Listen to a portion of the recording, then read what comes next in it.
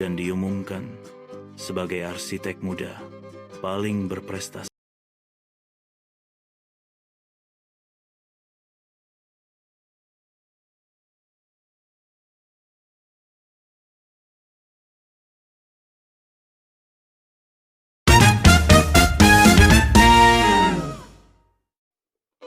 Di sebuah desa kecil yang tenang bernama Mekarjaya, hiduplah seorang anak laki-laki bernama Dimas, anak sulung dari keluarga petani sederhana yang setiap hari bekerja keras di sawah dengan tangan kasar yang selalu basah oleh lumpur dan peluh kedua orang tuanya. Pak Sarwo dan Bu Sri adalah simbol keteguhan dan cinta tanpa pamrih yang meski hidup dalam keterbatasan, tak pernah berhenti tersenyum dan mendoakan masa depan cerah bagi anak-anaknya. Sejak kecil, Dimas sudah akrab dengan suara ayam berkokok sebagai alarm alami, dan embun pagi yang menempel di rerumputan menjadi saksi betapa semangatnya. Ia membantu ayahnya menyiangi rumput atau membantu ibunya menggiling kelapa di dapur reot rumah kayu mereka.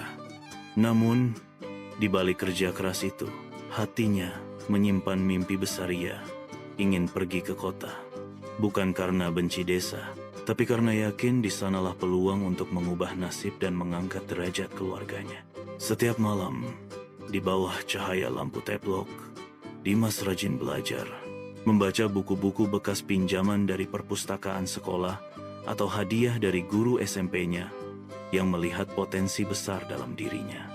"Kamu harus sekolah tinggi, Dimas," kata Bu Rini, guru bahasa Indonesia yang selalu menyemangatinya, "karena ilmu bisa membawamu jauh, bahkan menembus tembok batas yang tak terlihat." Kata-kata itu menjadi kompas batinnya.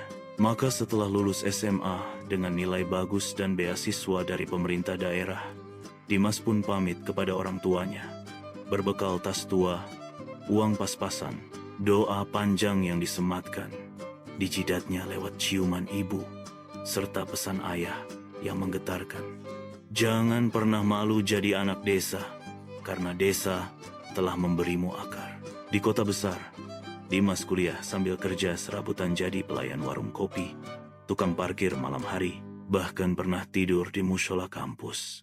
Karena tak mampu bayar kos, namun ia tak pernah mengeluh. Bahkan saat digoda teman-teman sekampusnya yang membawa mobil dan hidup enak, karena baginya setiap lelahnya adalah jembatan menuju impian yang satu, melihat senyum bangga ayah dan ibu. Tahun demi tahun berlalu, dan akhirnya Dimas lulus sebagai sarjana teknik sipil dengan predikat cum laude. Ia langsung direkrut perusahaan konstruksi ternama, bekerja keras dan terus naik jabatan. Sampai suatu hari, ia berhasil memimpin proyek besar, pembangunan jembatan antar kota. Pada hari peresmian jembatan itu, ia diam-diam mengundang kedua orang tuanya dari desa untuk hadir, membelikan mereka pakaian baru, dan menjemput mereka dengan mobil yang ia beli dari gajinya sendiri. Mobil pertama dalam sejarah keluarga mereka.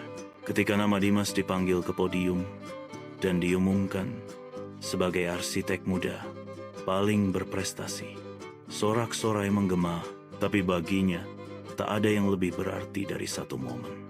Saat ia turun dari panggung, berlari ke arah orang tuanya, lalu bersimpuh di kaki mereka sambil berkata, "Semua ini